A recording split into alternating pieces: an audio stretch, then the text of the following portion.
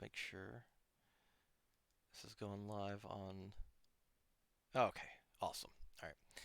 And then, like I said, we'll wait just a few minutes for people to come in. And as always, I get to look at the construction that is my room and figure out where I left off. And Yeah, that looks like a lot. yeah, hopefully get back to it at some point. No, it's not like it's always a work in progress with like I don't know, cleaning in like an OCD fashion because I have OCD. So you always kind of like clean and then you get to another part, but by the time you get to that part, the other part needs to go back and it's yeah. Whole process. So let's see here. Why is that? There we go. There we go. I was like, I wonder why that wasn't. And let me do this real quick. Make sure this is still working. Okay. So, um, how many days a week do you stream? I stream 6 days a week, Sunday to Friday. Okay. And do you stream the same time every day? Yes, 10 a.m. EST. Okay, Pog. And like, what kind of were you always kind of adamant? Because we talked about this a little bit before we went live, but were you always adamant about having a schedule, or is that something that kind of as time went on, it became more of a priority to have a schedule? Well, I think like when I first started out, I knew that consistency was like something that was really important, right? And at the same time, I like as I started streaming, I was doing a part-time job and I was also full-time university. Okay. So I kind of like a schedule was pretty important, just so that I like was able to plan everything that I had to do because there was just like so much stuff. And then that kind of just um carried on because I was like, okay, well, consistency is important, so scheduling is important, and all that. So, what did you study at university, if you don't mind me asking? I studied graphic design, so technically I graduated with a Bachelor of Fine Arts. Oh, okay, awesome. So, did you do your own emotes then? No, Oh, that's okay. I well, because I'm a pretty big perfectionist, so I tend not to be that happy with my own work. So Okay. I was like, well, rather than trial and error, like and potentially not be happy with things, I was like, I'll just let someone else do it. So yeah. So, is there anything that, like, do you have that we can put during the podcast? Do you have like a link to an Instagram, a website, or anything like that where you have your graphic design work done? I don't know if you still do graphic Oh design work. goodness. Um, I do graphic design and I do have an Instagram for it. Technically, it's kind of inactive, and it also uses my like real last name, so I Gotcha, don't gotcha, gotcha, actually gotcha. advertise. No, no, no, no. You're fine. Yeah. You're fine. No, no, no. Yeah, Yeah, that's we don't want to do that. yeah. Yeah, not looking to dox myself or anything like that. No, that's okay. Let me bring this up real quick. Speaking of something we do have with the Twitch, let me go ahead and make sure that I have this copied so I can go ahead and plug this throughout. For anybody new who hasn't had a chance to meet Skiesti, like yeah, it's always going to be one of those things where I'm going to catch myself to make sure because I don't know I actually I thought about it after the fact. It was one of those things where I did it and then afterwards I was like, hmm, I didn't know if it was okay to call you Ski or not. I think I saw somebody Oh did it. yeah, no, you can call me Ski. It's okay. I saw somebody I think did it in your channel, and then afterwards I was like, they probably know Skiesti a lot better than I do, and I probably shouldn't. So it's just kind of one Oh, of I those. mean, people who meet me normally have one very hard time saying my actual username. I get a lot of mispronunciations, but to anyone that like, shows up to stream or like meets me in game, they usually just shorten it to Ski, or a lot of people say Sky, which is technically incorrect, but yeah. That's okay. And by the way, actually, I would be remiss if I didn't mention that one of my um, good friends and um, by the way, you have super cute emotes. By the way, I Oh. just want because I see them all the time, and actually one of my good friends and former mod, not former mod because there was any falling out. She just had a lot Mhm. going on. Yeah. Kat Von Kex. Do you know them? I don't know if you do or not. Yeah, I believe their name is familiar, yeah. Okay, they've always had your emotes. So they since I've known her, and it's been That's so cute. probably a year or so since I've known her. So I always Oh my her, God, it's been her a long time. yeah, her favorites are the because I saw it in the Discord message, hmm the one, Yeah. and I love that one. yeah, and I'm trying to remember what her other favorite one is, but yeah, that one's really really good. So okay, so I'm gonna do a quick announcement real quick, just kind of Yep. catch everybody up. Okay, so welcome in everybody. That first little part was just kind of waiting for people to come in. So again, welcome to the this is the 60 yeah, no, that's right, yeah, 60-second episode of the podcast. So we have been incredibly blessed to have on now total 62 guests, and it has been absolutely amazing. Today we have another wonderful guest who joins, Skiesti, and super excited to have them on. As always, exclamation point podcast. I forgot to put that command in the title. That is my fault. But if you actually type that command out, um, the way that it kind of works is that as respect for the guest, them dedicating time to come on and giving them, my full undivided attention, I have alerts turned off. I appreciate all the follows, everything. It means the world, but I do have that stuff turned off so that, the focal point will be on the guest. So again, I do appreciate that, but I just want to let everybody know that I do have alerts turned off. With that being said, nobody, as I always say, can introduce themselves better than the guest. So I'm going to hand it over to Skiesti for a moment, and I'm going to let you introduce yourself. Yeah, I think the most I introducing myself is definitely not something I do a lot. But I think normally it goes, "Hi, I'm Ski. If you don't know me, I play a lot of Mercy, and that's pretty much it." Okay, well, we you certainly have an awesome dedicated community because I see a bunch of them coming in right now. Oh So, yeah, definitely. They're very wonderful.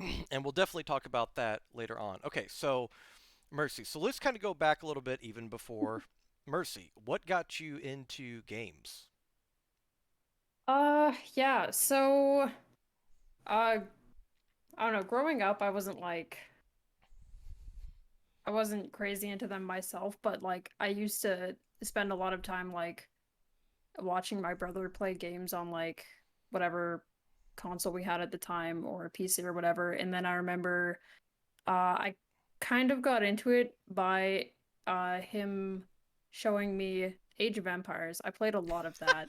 And like I Yes. guess various, yeah. That was something I did a lot. And then just other various like PC games that I mean, I don't really remember them by title, but just stuff here and there, and then eventually going like uh further AoE one. I think it was AoE two. I think it was the second one. The And best. then The best yeah. one. Yes. Yeah, I'm pretty sure it was that one. And then I remember like further on, I ended up playing a lot of League of Legends. That was I'm sorry. time. Yeah, me too. So, But no, I got to spend a lot of time through League with some very good people, and through those people, I got into Overwatch. So yeah. okay. So let's cuz this is also I think you are honestly the first person to mention Age of Empires 2 is kind of one of their introductory games. So that is awesome. Also, I'm pretty sure that game is older than half of either of our audiences because I think it's almost 30 years old. Um, It's pretty old. so what was there anything that in particular drew you to Age of Empires? Because that is kind of a more eclectic game to get into. It still holds the test of time now. They still have tournaments for it, and I think it's the best Oh RTS my of all God. time, my opinion. Uh, but yeah, I didn't know if there was any particular draw to an ST or RTS game at that time. I think I don't know. There was something kind of like charming about it, like Mm-hmm. just the game itself. I enjoyed. I don't I don't think I was very good at it because I mean, I was really young at the time, so, you know.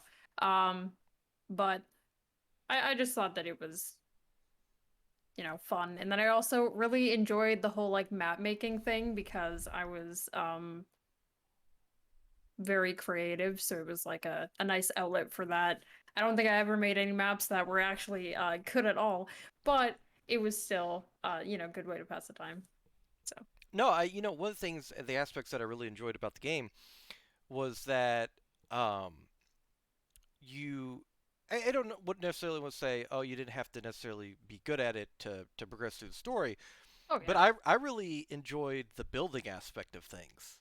Like I used to want to make like super complicated cities with 16 gates that you had to get through, Yeah, that was also really fun too. yeah, which apparently turns out to be a strat later on. I didn't know that, but apparently like you would use gates and stuff to like kind of um, cheat the AI a little bit. Like if you had a relic, you would send out a villager to build a little because they never sent like the AI would never send uh, somebody to tear down the wall, and the monks could tear down the wall, and the monks could pick up the relics. So you just build a little palisade around it or something, and then the enemy monks could never pick it up. And there were like all these ways to like cheese everything, and it was really really funny. Um, but it's kind of interesting. So you talk about going from an RTS Yeah. to a MOBA, which was based off an RTS.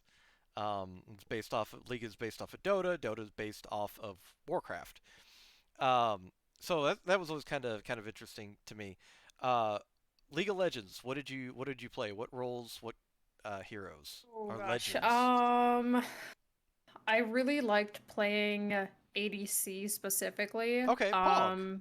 Yeah, and then I would because I had like I played it with a group of mutual friends all the time. Like I first started playing League with one friend that I knew like IRL or whatever, like physically, like and she really enjoyed playing ARAMs, so we used to do that like pretty consistently. She wasn't really a fan of doing like normals or anything like that.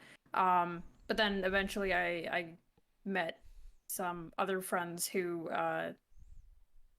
did play League, and the one friend kind of like brought me into their like mutual friend group, and I would pretty much always play League with them, and so my primary was ADC, and then because sometimes other people wanted to do ADC, I would switch.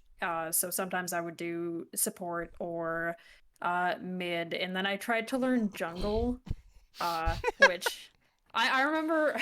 I hate I jungle. remember I one. couldn't. I remember one time I was like, man, what would be really fun? Playing Bard jungle.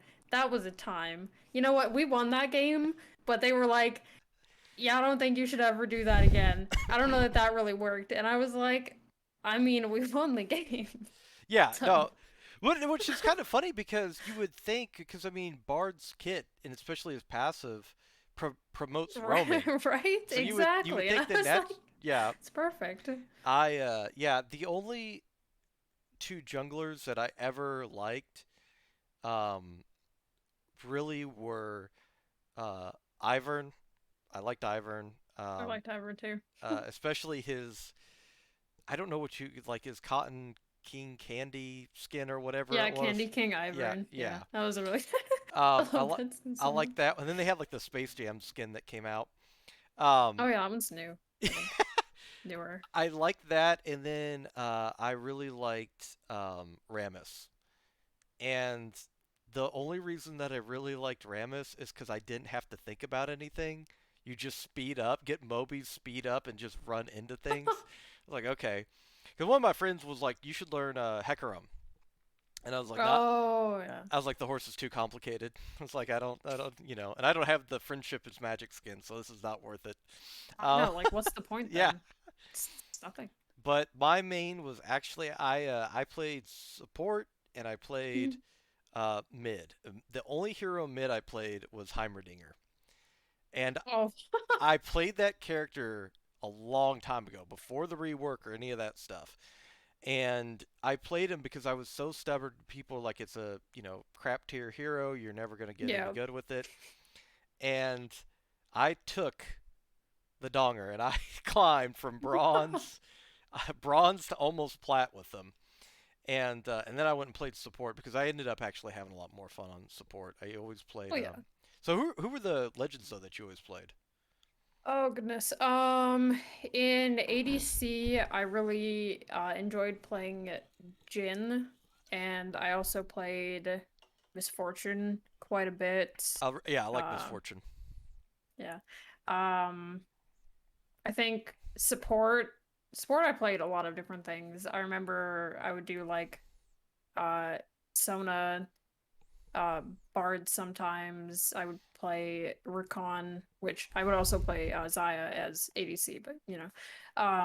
And then mid I played a lot of Akali Okay. and sometimes Katarina, and jungle I remember I played like Nidalee and yeah, Ivern quite a bit too. So Okay.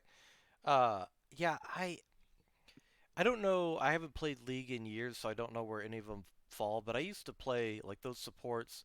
I really liked Rakan.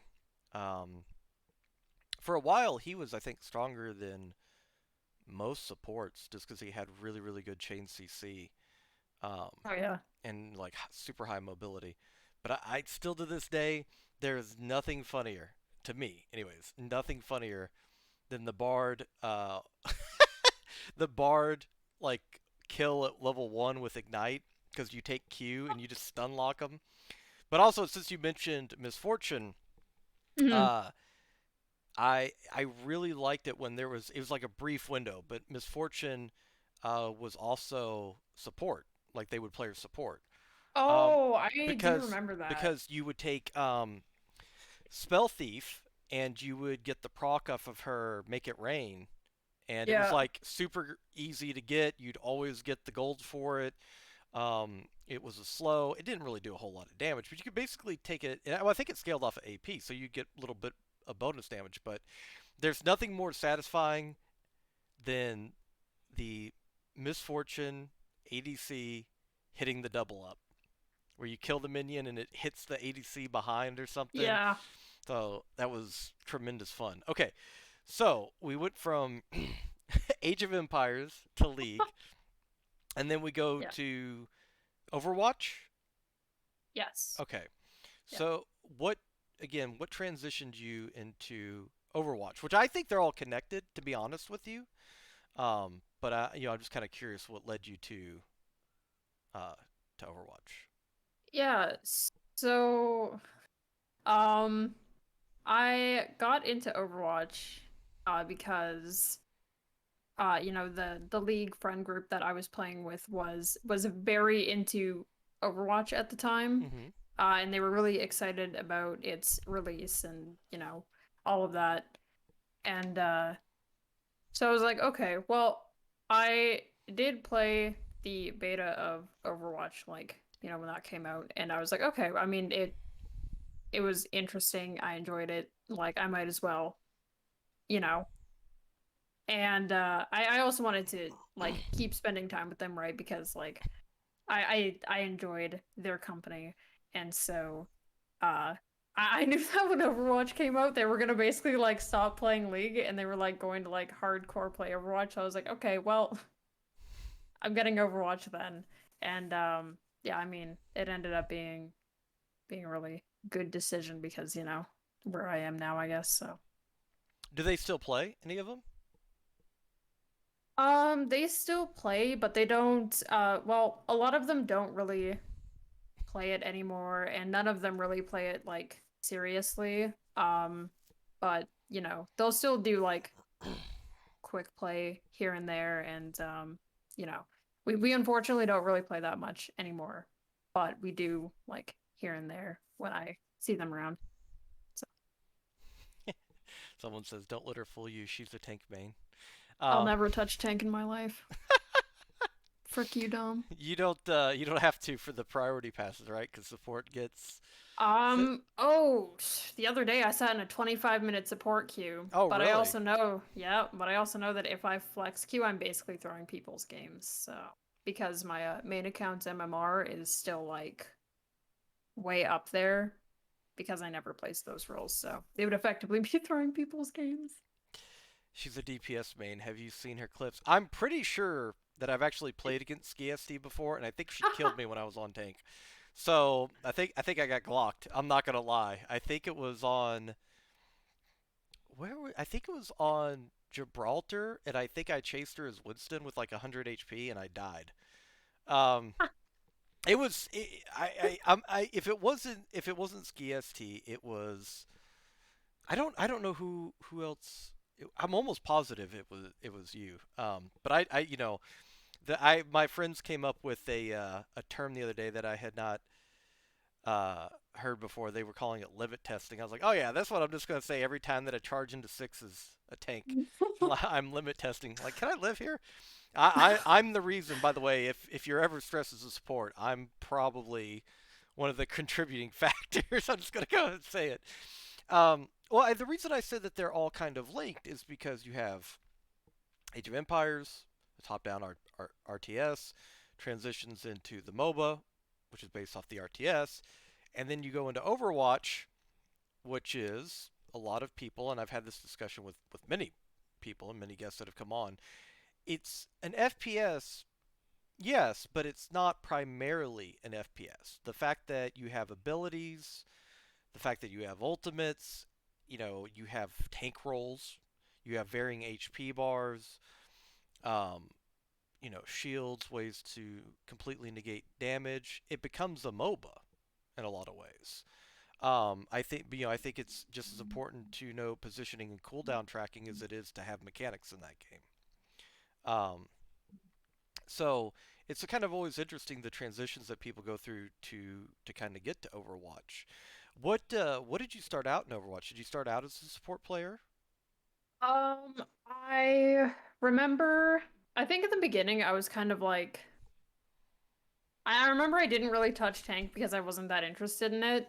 But if you look at like, I don't really remember what like I very much started out as, but if you look at my like season one, there's like Lucio hours, there's Mercy hours, which were pretty predominant, but then I had like 8 minutes on Soldier and like 15 on Junkrat or something like that. So, Junkrat main confirmed. yeah, apparently. So But yeah. why what was it about support that was, I guess, the most intriguing for the role? Well, I think like going into Overwatch, like I didn't really have any FPS experience unless I think the only FPS, and I would be hard pressed to even want to call it an FPS, but like this is, it's Fistful of Frags was like my only FPS related experience. I feel like I don't even know if people really know about that game, but I it's got to just Google some this. it's a really Fifth, silly like Western cowboy game. It's like FPS. I got fistful of tacos. I don't know if that's no, that's okay. Fistful of frags is okay. I'm gonna. Oh, it's on Steam. It's still on Yeah, Steam. it's Let's some go. free FPS game. It's so silly. Um, All yeah, right, that we found a okay. chat. The source of mechanical expertise. Here we go. They're robbing a bank right now. It literally just says shootout at the bottom. This is awesome. All right, I'm marking this. Yeah, it's a silly game. It's fun, but that was like my only real like FPS experience, and even that is pretty sad to call it. But Yeah, so going into Overwatch, like I was like, oh man, I'm gonna end up being really like useless. I'm not gonna like do anything. Like I'm gonna end up like dragging, the people that I was playing with down and all this other stuff. And but I was like, okay, well, I might be bad at like FPS and the shooting mechanics and stuff like that, but surely there's still like another way that I can contribute like sufficiently. And so I played support, and I went back and forth between Lucio and Mercy. Um, it just like depending on what we needed, and then I ended up being drawn towards Mercy more specifically, just because like, well, there wasn't like it. She's not super like aim intensive, obviously, like everyone knows that. But she does have a lot of other things that you have to consider in terms of like just uh game knowledge and general awareness and positioning and all this other stuff that I thought was like um really enjoyable to think about and consider while I was playing, and it was definitely really a good way that I could contribute. So yeah. What do you think the hardest thing when you first started? What do you think the hardest thing to learn about Mercy was? I think the hardest thing to learn was like I want to say positioning for the most part, just because because it was like a format that I didn't really understand. It it it took a while to kind of like understand, okay, well, this is where I should be standing in like any given moment, right? And just trying to figure out where I needed to be playing, like how to correctly use, Guardian Angel and her movement and using movement to get to certain positions and just like generally knowing where I should be and all that other stuff. I think that was like first of all the like hardest thing just because it was such a different format than what I was like ever used to. Do you think as you progress through the ranks, what rank did you start out, by the way, SR range? Oh gosh. Season one used like a very different system. So I'm not really sure what that would translate to. Oh, so you've been playing since season one. Yeah, Okay. I've been playing ranked since season one, and I played Overwatch during its beta. But I guess in terms of like the current like SR system, I'm not sure what my season one would have translated to. But current SR system, I believe I placed like around mid plat or something like that Okay. in season two. So yeah. All right. And as you progressed through the ranks, so like Plat, Diamond, Master, Yep. GM, was each step, was there something new that you kind of had to incorporate, or was it just more practicing the fundamentals that went through? I think a lot of it was practicing fundamentals, and then once you kind of understood those fundamentals, it was working on um I don't want to say perfecting those fundamentals because like even now there's still a lot more that I can do differently and but just working on getting better at them and improving throughout like every different rank. And when they've changed Mercy several times over the course since I played it. I don't know about Yep. season one. I didn't come in at season one, but what is your favorite? So two-part question. What is your favorite iteration of Mercy? And then what is I don't want to say your least favorite, but hardest to play. We'll go with that. Yeah, so I think my favorite iteration of Mercy was I want to say like Valk 2.1, I think is what they would have classified it as. It was right after her um like I think it was right after when she was like really overpowered or whatever with Valkyrie. All right. It was right when they started to like get nerfs through and stuff like that. And it felt like like yeah, of course she wasn't as like powerful as she was before, but she still felt like you were able to contribute well, and you still had like a pretty noticeable impact without being like, oh, that's busted, or whatever. And that was probably one of my favorite iterations of her. I'd have to go through the patch notes if like to give specifics if you wanted. Um, but yeah, I remember really liking that version. And then I think the version that I probably found, or like the most quote unquote like difficult to adapt, I guess, was when her like, and at the end of all of those nerfs, and then when the like 50 HP came into play, like for her staff.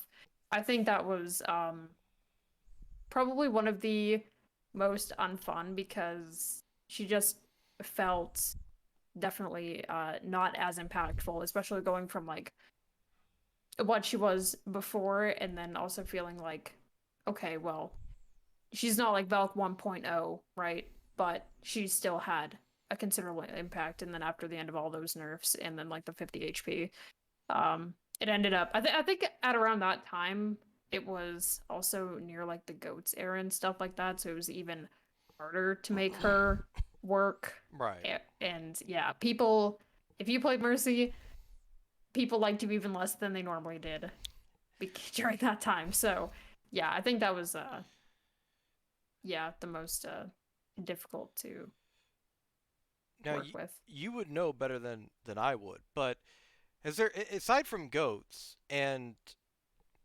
let's be honest here, there was essentially three healers you played during goats: Lucio, Brig, Zen. You Yeah. didn't. I mean, occasionally you'd have Ana, but it was such a gamble because they were almost always running the enemy team almost always ran Diva, and they had Zarya for cleanse for the bubbles. Lucio they could still beat if there was any danger of them getting run down when they were antied.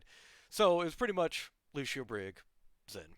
Um, so aside from goats, and I could be wrong. Again, you would know way better than I would because you play the hero. I don't.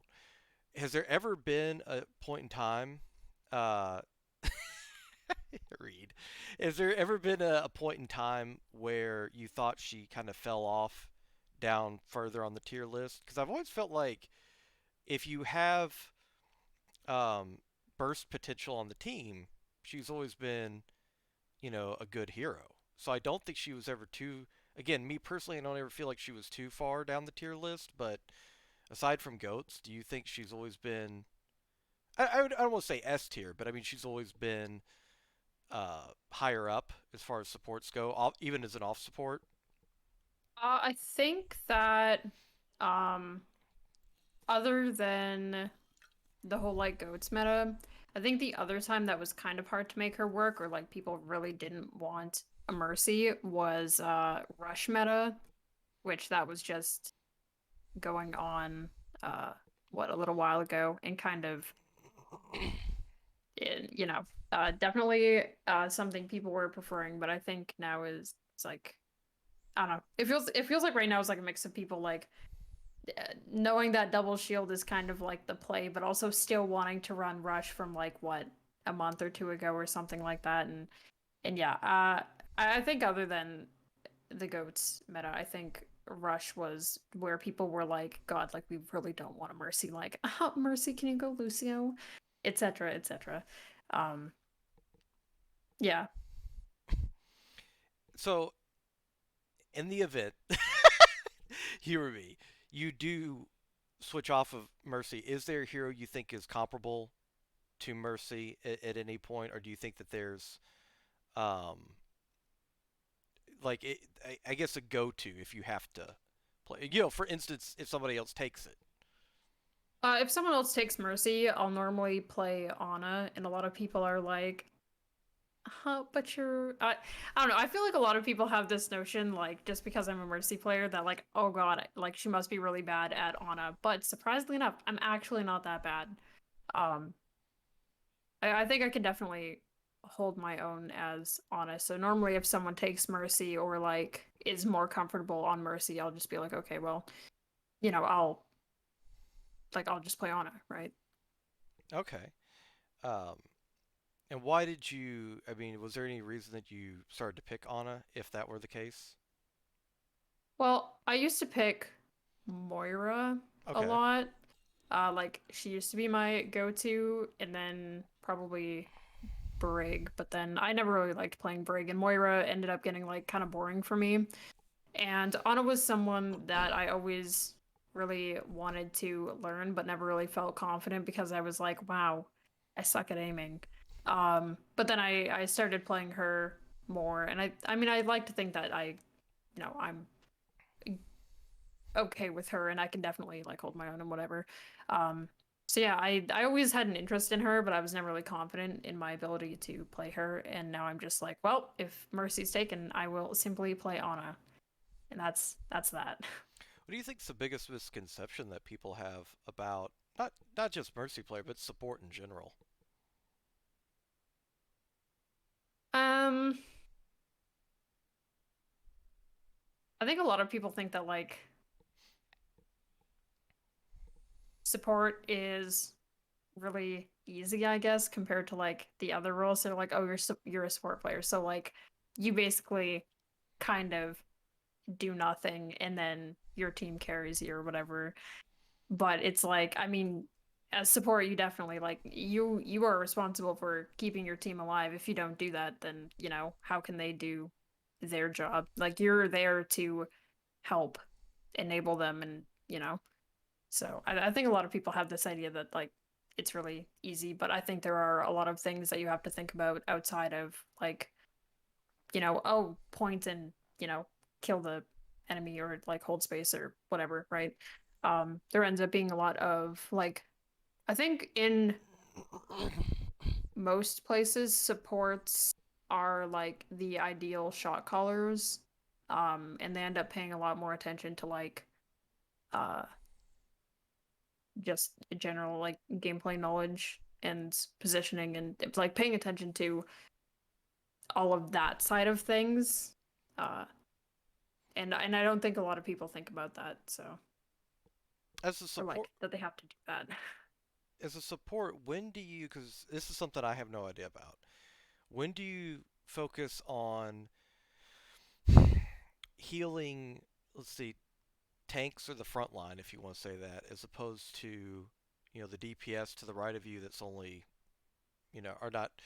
They might not be in as immediate danger. The tanks are 100 health, or well, let's be more general. So say the tanks are 2 or 300 health. The DPS is 50, but the DPS might not be quite in immediate danger. But if the Widow rotates, they might be sort of situation. How do you prioritize as a healer? Um, I want to say it kind of depends like what healer you're on. Like for example, say I'm playing Mercy and my second healer is like playing Ana or BAP or something like that. In most cases, they're going to be the ones that, takes care of the tanks when they're low health. And if I'm doing my job correctly, then they shouldn't really have to worry about like healing the DPS because that's on me. I'm there to like uh heal our DPS when they need it and for the rest of the time uh enable them. But when our tanks take like obviously too much damage and my second healer needs assistance, then that's when I'll be like, okay, well, I'm gonna leave, the DPS for a little while. They can handle themselves. Like the rest of the team needs help. Or if my second healer takes like a decent amount of damage and needs me, then I'll leave for a moment. I'll normally say like, I'll let my DPS know. I'll say, like I'm leaving you, just like be careful. I'll be back. And I help our second Don't do healer anything if while they I'm gone. pretty much don't int. I'll be back. Sit in the And corner. so yeah, I go help our Ana or whatever, whoever our second healer is, whether it's they need a little bit of healing or they need a little bit of help, like keeping our tanks alive, and then I'll normally just default to go back to our DPS, and that's kind of just like when I play Mercy, that's how I think about it. Okay. Now, I know when I shouldn't pin in as Ryan, but I do it anyways. are there any times where you, I shouldn't res here, but I'm going to? Like, I mean, when it comes to res and stuff, we could obviously do the widow's looking directly at me, I shouldn't res here, but I've definitely seen a lot of Mercy players in a lot of ranks get off some crazy reses. Is it more of I got to do this because if I don't, we don't win the team fight, or is it more that you actually know in those instances when you can probably get away with it? Think a lot of mercies, and I mean, I guess I do this sometimes too, but like normally we kind of consider factors and then we say, okay, well, is it worth it to go for it or is it not? Or like, say say one of my teammates' souls is like in like near like a bunch of the enemy, but it's like 2 CP and they're like fighting on point or whatever. I'm like, well, I'm in Valk, so there's a chance. And sometimes I'll go for it, and then you can like use the environment for cover or whatever to try to like mitigate their damage on you. So it's kind of just like calculating, oh, okay, well, there might be a risk here, but if I get it off, it might be worth it. And I mean, if I don't go for it, what's the chance that like I'll be able to contribute otherwise? So I guess it kind of just depends, like calculating, okay, well, what are the risks? What's the reward? And, you know, it's like obviously if a widow has like an immediately like sightline on you, you're not gonna rest that because in like unless you can get over cover or unless like the silhouette is near a wall, like or else like you're not gonna do that. But me personally, I end up playing a very passive style of Mercy. So like example, most of my statistics in a season end up looking like a little bit less than 5 reses per 10, but my deaths end up being like mid to high threes per 10. So I would say that I play a bit more passively when it comes to resurrection in the prioritization of just like staying alive for my team. We're having that moment where you say, I play passively, and then in my mind is getting glocked on Gibraltar as well instead. And Listen, sometimes you have to do what you have to the do. Metal Gear Solid theme just plays in the background. Why are we here? The meme. Um, so who are your favorite? And when I say this, I don't mean actual like players, like people on Twitch and stuff like that. Like Yeah. I talk about the heroes. Who are your favorite characters to play with as Mercy? DPS or tank, it doesn't matter. um Well, DPS wise, anything that like you can pocket really well is very nice to play with. Stuff like, um, you know, Ash, McCree, Echo, Pharah, Soldier, that kind of thing. Anything No that Torb. sometimes, maybe depending on the Torb player. Oh, we Torb players never. We're just left alone. Left alone over here by our turret in the corner, just shooting Cheetos at people. um, so what about tanks though? When you're looking at tanks, normally like high charge Zarya is pretty good. Roadhog. I feel like when it comes to tanks, it's more about opportunities to damage boost like their abilities and stuff, like Reinhardt's Fire Strike. Hmm. So I don't know. When I think about playing with tanks, I prefer to play with tanks where they synergize well with our second healer, whoever that might be. Uh, so that they have like an easier time. Like, right, if you're playing like Winston Diva or something like that, um, and then your second healer is like a BAP, it's not going to be as fun, right? Hmm. Like, compared to doing something like a double shield BAP, right? So, It's for tanks when it comes to that area. It's just kind of about what works best with the general team comp, and then depending on who that is, me as Mercy finding opportunities to damage boost abilities or alts when it comes to that. Yes. Do not underestimate the power of the powered up Brian Firestrike. So, Hey, that does a lot. uh, That's do you know how many of those I die to like on the daily? For absolutely no reason at all. those are Crazy. two of the three deaths per. Yep, Yeah, pretty much. I remember. I remember at one point though. I've definitely seen streams where the Mercy was damage boosting the Zen. It's the funniest thing ever because you're not Hey, necessarily paying attention. some Zens frag like really hard, so don't underestimate that. You she has an entire command for it. It's that often. Oh no. Yeah, it's rough out here. Well, hey, like it's still to this day. I mean, Window Firestrike is goaded. Yep, Um, that's a terror. I think as a tank player though, probably my favorite, my personal favorite, is when the Mercy Valkyrie goes in with me when I'm on Winston. Cause like, okay, we're committed to this I've done that now. before. We're committed to this That's now. fun. Like, there's no going back. Like, we're in. Like, hope I kill somebody because. Oh yeah, I mean, I think, oh, what was it, last night or something like that? I played a game where some Mercy valked and her Winston just went in and they were just in our backline and I think they won like the fight because of that, which ended up winning them the game. It was actually incredibly ridiculous. Like, can we? I don't know. I feel like supports more than any other role are like, can we please, for the love of God, shoot the monkey? Oh, I wish. I wish.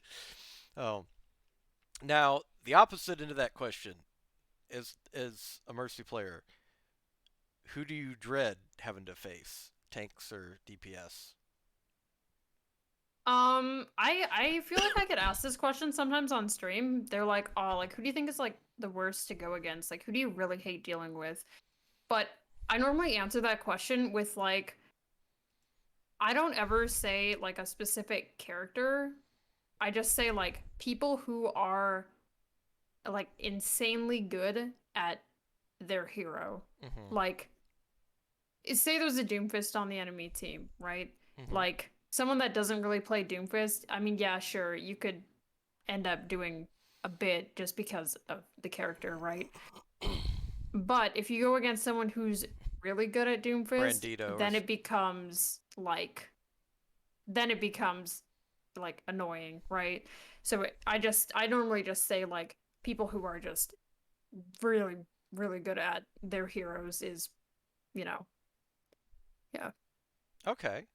Um, and this is before we kind of go start to go into like content creation and the Yep. streaming side of things, where do you think Mercy's going to fall in Overwatch 2? I think if they keep the whole 5v5 thing, Mercy is probably looking to be in a pretty good spot there because less tanks to worry about. Right. So yeah, I think if they keep that, she's probably looking good going into Overwatch too. Blizzard. Just shaking my Yeah, head. I'm sure you're not a fan of that one, but Well, it's more that um it's it's so hard as a tank player, and I don't even play the game that much anymore. I mostly play off stream with friends, but it's so stressful. Like if you're a Reinhardt, and I'm not calling anybody out except for ball play. No, but if you're a Reinhardt and you have a ball, like on let's say this is on King's Row too. Like let's not say that this is a situation where you wouldn't optimally play Rhine. Like you, King's Row is still the best brawl map in the game.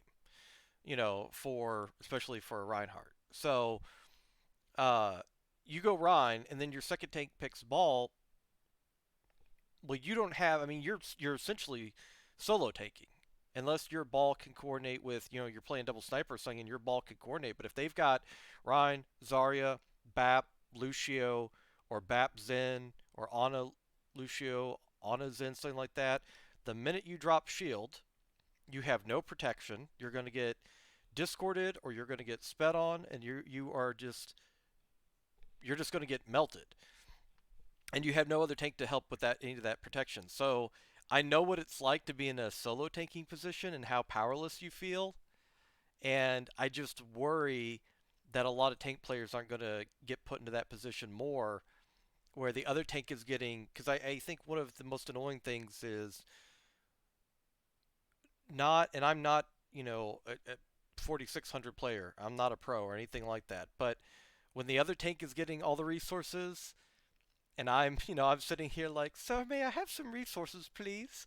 And I'm not getting anything. It's like it's the most frustrating thing in the world. I see Overwatch 2 becoming almost mini goats, where a lot of people are going to be pumping resources into their Sigma or whoever, and they're just going to mow down the other tank, who's on card or something. That's my big worry about it, is that it's going to be more of just putting the resources, like Goats was basically put the resources into your Rhine. Bubble the Rhine, Orb the Rhine, Speed the Rhine, Diva Matrix the Rhine. Because if your Rhine dies, and their Rhine's still alive, your whole team's getting shattered, and you lost the fight. So you have to put resources into the Rhine, because the Rhine dies, that's the end of the fight. Um, so I don't know. That's my concern with it. Um, if you have any opinions, you play at a much higher level than I do. So excuse me.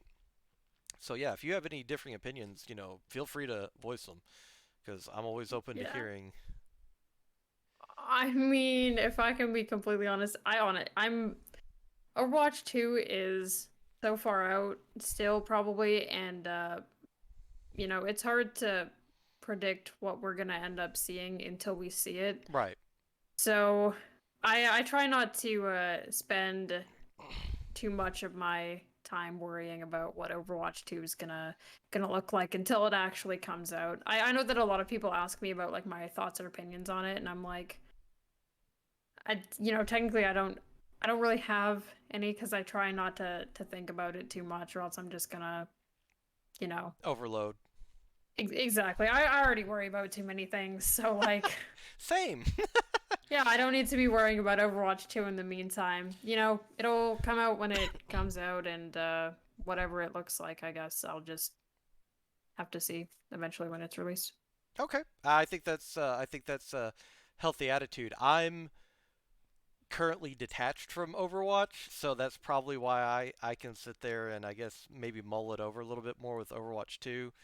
Yeah. Um, and but I understand having to um, kind of focus on the task at hand, and that's probably Gasklin.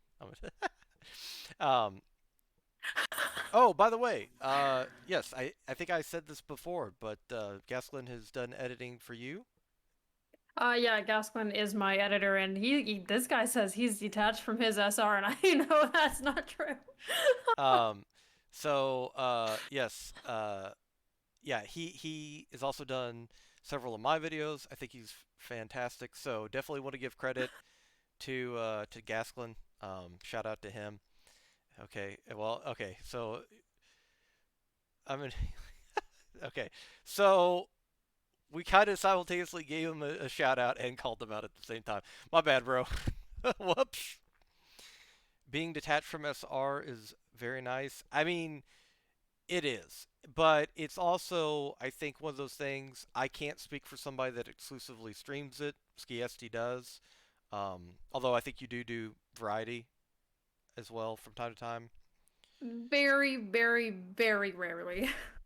Right. Um, but it's one of those things where should you care about your season 29 SR? I don't think so. That's my personal opinion. Definitely, would like your thoughts, but at the same time, I know that it's hard to sit there, especially when you know what you expect of yourself and what you can achieve, and you feel sometimes that you're not achieving it. I mean, I feel that way. If I'm going to relate it to something, this week, at the gym, I didn't exercise as hard as I thought I should. And that weighs on me because I know the difference between pushing yourself and not pushing yourself. And some people would say, well, at least you went to the gym, right? And that is a positive way to think about it. But for me personally, I'm like, yeah, but while I'm there, I need to, I need to go for it. I need to push myself. So, I can kind of relate to that a little bit. And I don't know what your thoughts on that are as well.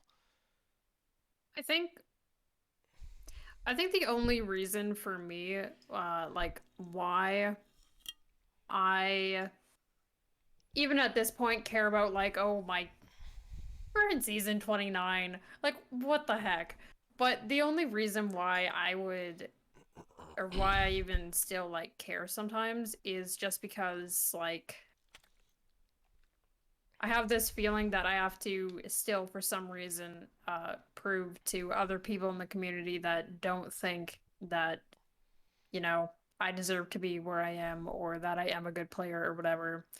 I end up thinking like, I still have to prove them wrong, and if my SR is, 4.4 or whatever, then that's still proving them wrong. Or and that's I end up caring in that regard, just thinking that, like what other people think, I guess. And it's definitely kind of like, why though? Because obviously I don't care what some random thinks or whatever, but I don't know. It's just still something like in the back of my head, like even though I've definitely proved myself over and over again, the Overwatch community is definitely relentless, and yeah. With with that being said, do you think that that carries over to streamers, like people that full-time stream more than and I'm not trying to create a divide here, but more than others? I mean, so you have like people that are, let's say, they play the game recreationally or they occasionally stream, but then you have people that stream all the time and especially have streamed at higher SR. Do you think that they're under more pressure? I think it kind of depends. 'Cause like for me the pressure might be very different than someone who like might stream less or like streams maybe even the same amount but is like in um like a lower kind of elo. They might have like personal goals about like what SR they want to reach, or they might not be satisfied with where they are. So that might be a little bit different in wanting to prove to uh yourself rather than like proving to others. But even then, like if you're someone that streams a lot and you might be in a lower elo, you might think like, oh, like people want to watch people who are in like higher elos, and oh no, like if I'm like lower, then maybe they'll eventually like get tired of what I'm doing or something like that. And I can definitely see like depending on um where you are both in like terms of streaming a lot or streaming a little, or in terms of being higher up the ladder or lower down the ladder, I can definitely see like different kinds of pressure might be applied to different people in different ways. But that also really largely depends on like who the person is, because obviously all of our brains work in very different ways. So Okay, and I definitely appreciate um, that take on it because I think each streamer is kind of going through their own struggles both in streaming, in the context of streaming, and outside of streaming. yeah, When definitely. we see people, I think a lot of us forget. I forget too. I'm human and definitely prone to the forgetfulness of this. But I think when you have people that you see maybe 5, 6 days a week, 8 to 10 hours a day, you forget that there's something going on outside of that because you see them so often that you think, oh, if there was something going on, clearly we would either A, know about it, or B, we'd be able to tell by the way that they, um, the way that they carry themselves on stream. And that's not, that's not always the case. Yeah, And so, we yeah, have to keep that in mind. Again, that dichotomy of, player, streamer, viewer, all separate things, kind of. yeah. So, getting into streaming, though, What made you decide? So we got kind of the background of what got you into Overwatch. What made you decide to go start streaming? So I decided to start streaming because I remember. So a little bit of backstory on this. I always thought that the idea of streaming was very interesting to me. I know that when I was going through high school, I would watch a lot of like art streams and stuff like that. And I remember I was like, obviously I'm a creative person because, I did university graphic design. But I at the time like I would do a lot of drawing and stuff like that, and I always thought that it might be interesting to like do like art streaming, but I never thought that I was good enough, so I never did that. And when I ended up getting into Overwatch, um, I wanted to, I don't know why, but I set this goal for myself. I was like, I want to get good at it. I like Mercy and I enjoy playing Overwatch, and it was something that just like, it just kind of clicked for me. And I was like, I want to get really good. And I also want to stream the game. And I want to stream it so that I can teach others. So okay, well, first step is being better than I was at the game. So I was like, okay. I think I got to masters pretty decently early on. And I was like, okay, well, I'm masters, but people might still not want to learn from me or might not take me seriously because of that.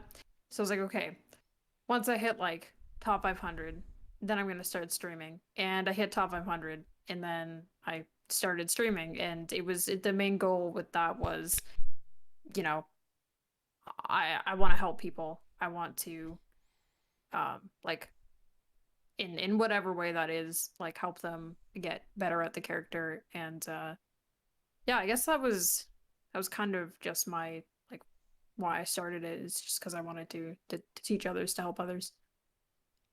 And do you have? Because I always love hearing these stories because I know that there are educational streamers out there who focus on teaching about the game. We had several guests on, throughout that have done that. Oh, Jason was one we had on not too long ago.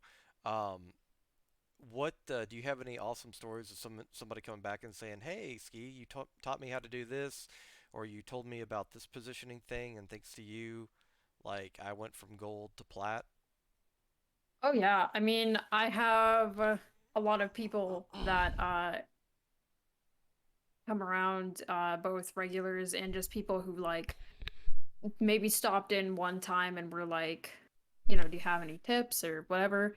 And yeah, so I actually end up having a lot of people coming back or like even just regulars updating me about like their progress, and they're like, oh, I read or watched the guide you put out, or I saw like your super jump tutorial, or I saw your unranked to GM series, or I saw, any number of like the educational content that I put out, and or like I was just watching your stream, um, or like through that, I went from this to this, and I ended up getting like better at doing this, and it's always like it always kind of, I mean, like it's always nice to hear people like come back and say, "Hey, like, you know, I learned something from you." And it's always kind of like, even though I think, well, I kind of still stream to like help others, but I stream for so many different reasons now that like, it's kind of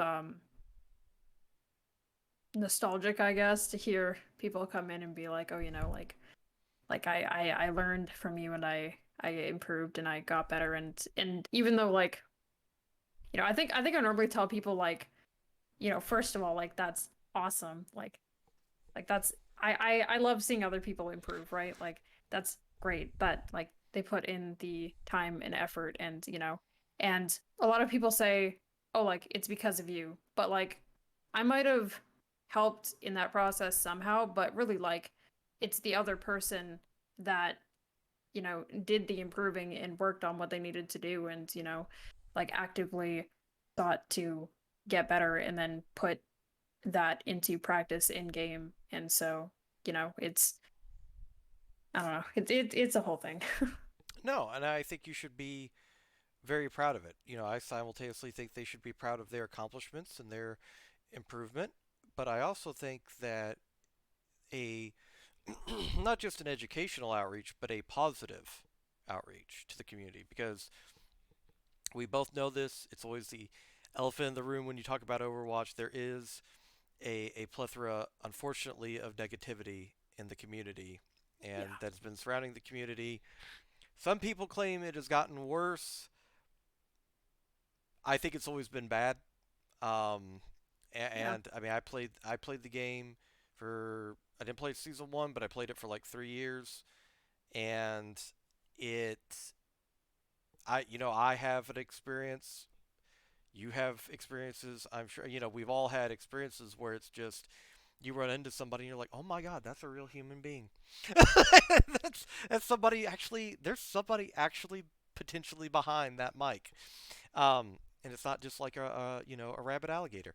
Um, and it's definitely very very taxing, and not just for the streamer, for the player, but I think for the community as a whole, because you want to be.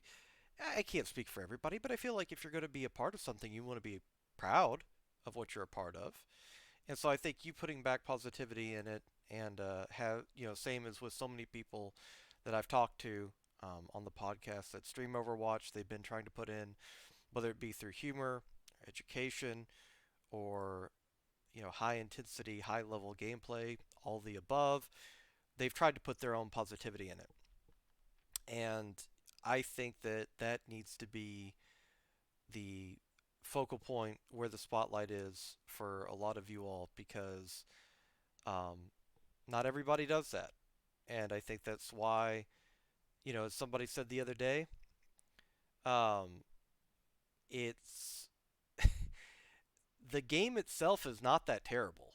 Um, but it's just that a lot of the community has kind of enforced it. When you go into that queuing up, it just makes it a stressful experience. Um, Yeah. I mean, I think that like a lot of people say that the game is like stale, which I can understand because we haven't had a new hero in forever and New it's map. kind of the same like rotating metas and whatever and it's like I get why people say that the game is stale or whatever stuff like that, but I genuinely think that it's not so much about that. Like Overwatch is still an enjoyable game. Like you have the capacity to like enjoy it a lot still, and like I do. I definitely know that I do.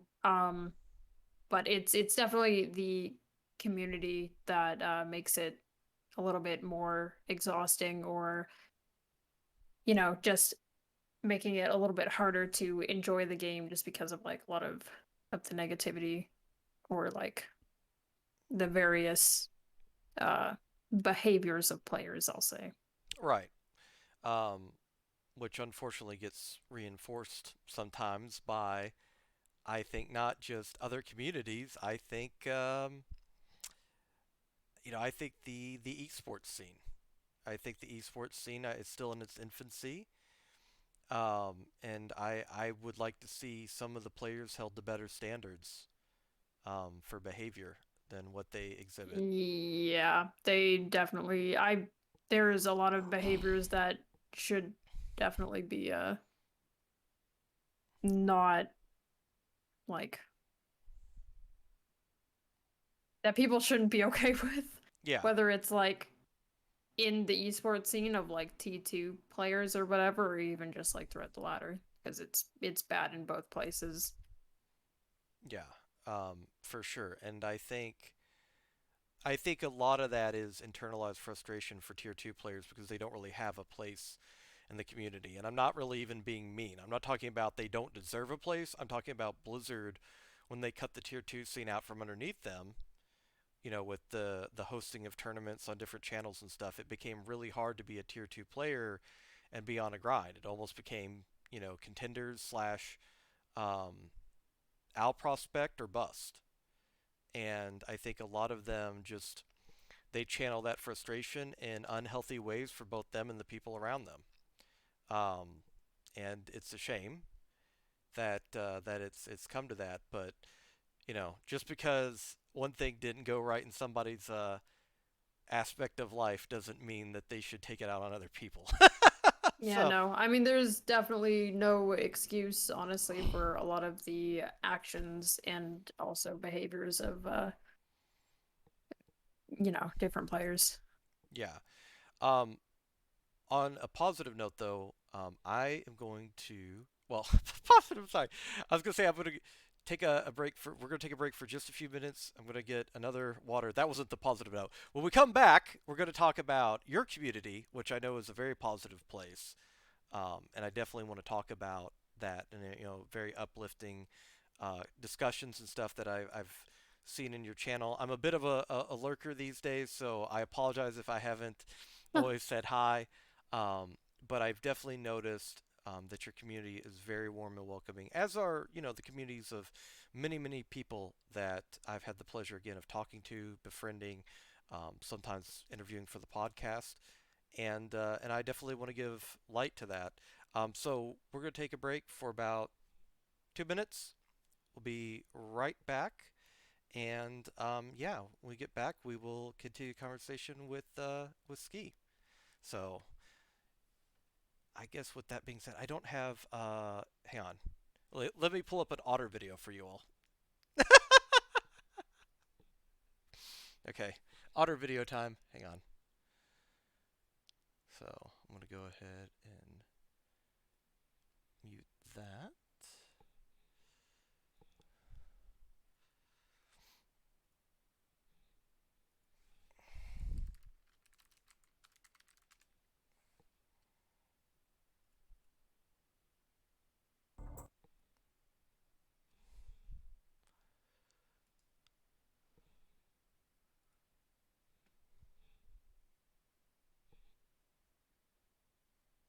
All right, everybody. Oop.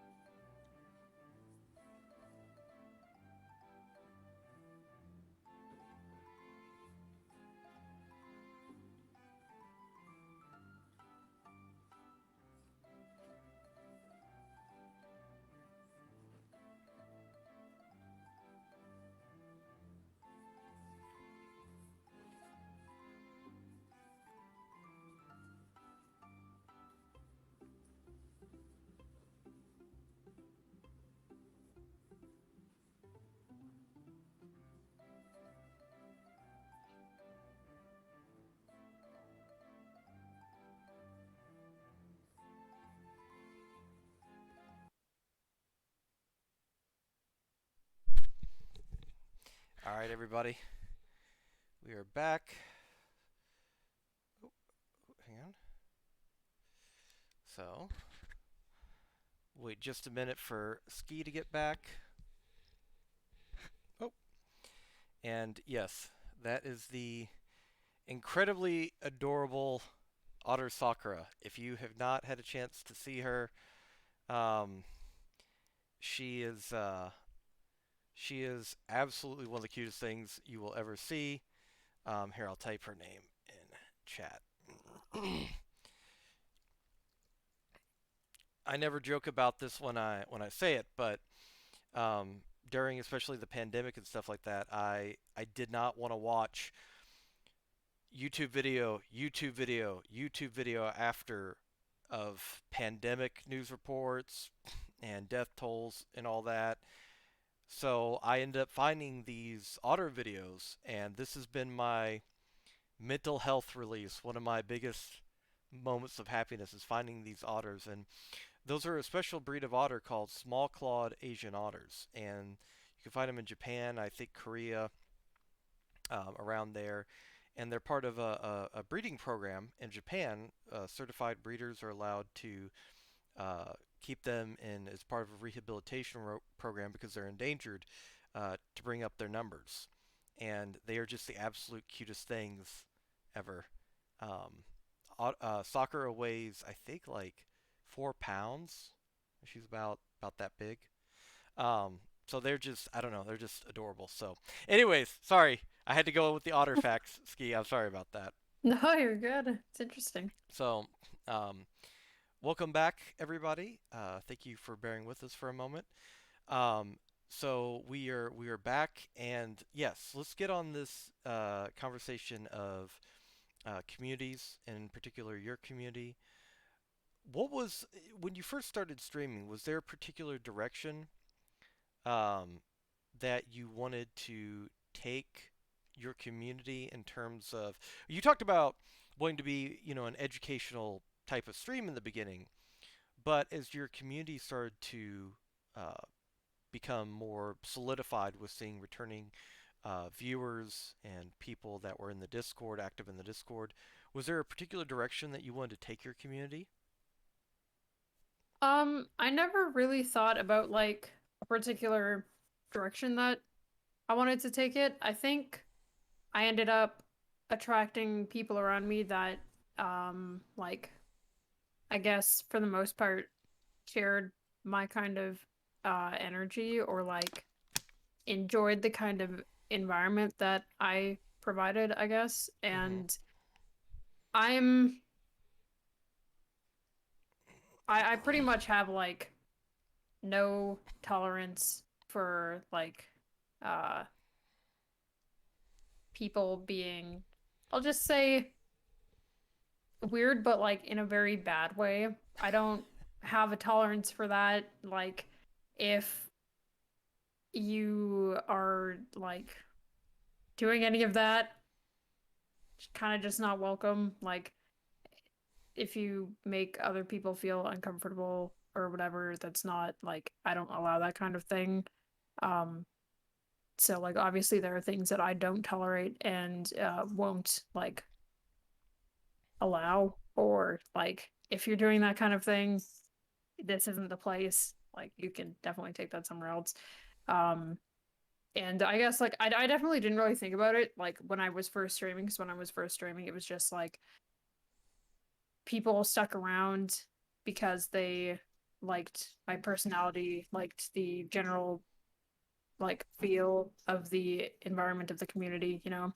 But I guess like as time went on, like obviously you end up getting more people around and having to like moderate your community more and kind of like you as a streamer are responsible for your community and the environment and stuff like that that you're fostering, right? So um it's important to me that my community stays like a very welcoming and safe place. Like that was, as time went on, that became like my biggest priority, that people felt like when they like got into the community that they were very welcome, that they were safe there, that it was, you know, a place they kind of felt at home in, I guess, Mm-hmm. right? So that was kind of where that direction went. Have you found it difficult to do because of Overwatch and the toxicity that can kind of permeate the air, so to speak?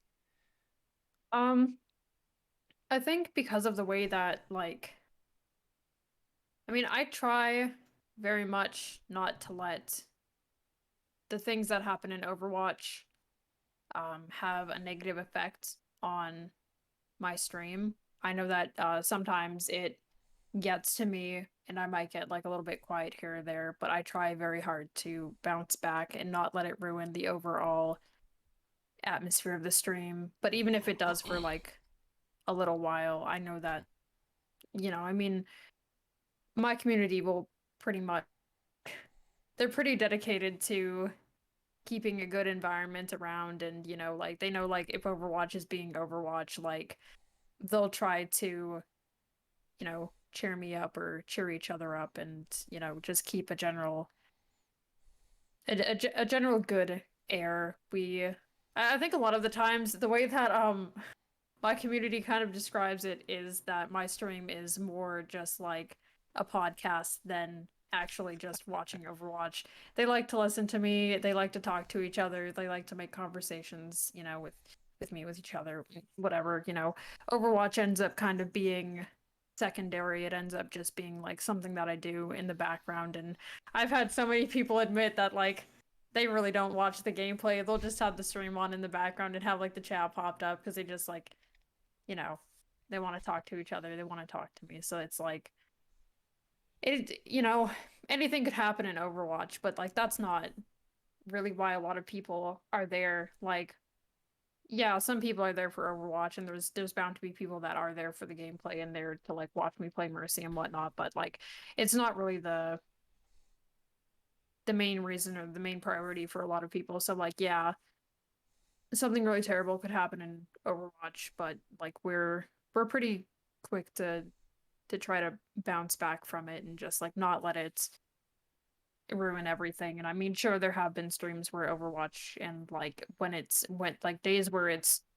really bad and relentless kind of like harassment, like those days are definitely a little bit harder. And if I get too in my head, then yeah, I can start feeling like the stream suffered because of it or suffered because of like my reaction. But I very much try not to let that, you know, do too much. How do you kind of guard yourself? How do you build up the fortitude mentally to kind of weather through the tougher moments in streaming in Overwatch? And not just with Overwatch. I mean, as a streamer, I know this, and I'm sure you're more experienced with it than I am. You're gonna have days where it's just I don't want to go live. It's just a bad day. I don't want to do it, and but you do because it's either A, part of your occupation, or B, because you know that once you do, you will start to feel better seeing familiar names, familiar faces, as they say. And the community does a lot to uplift the spirits of the streamer. I do believe that. But how do you? I mean, how have you kind of learned to fortify your mental health in dealing with streaming in Overwatch? I mean, I am, I'd say I'm a pretty emotional person. And so, as much as I want to say like words don't really get to me, it's important to learn the weight of certain people's words and like some random in Overwatch saying that they think I'm bad. Okay, well, like, do I care? Yeah, it might sting a little bit, but overall, they are like, I really don't care. Like, I try to have the mindset like, people can think what they want, but people that generally try to bring down your mood or try to ruin things for you are generally like I don't know, people's actions and people's words and behaviors say a lot more about themselves than what they say about you. A lot of it ends up being like just projection of their own insecurities.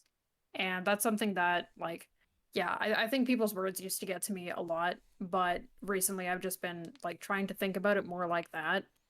Just like it's more about them than it is about me. I am just unfortunately someone they've chosen as like an outlet for that.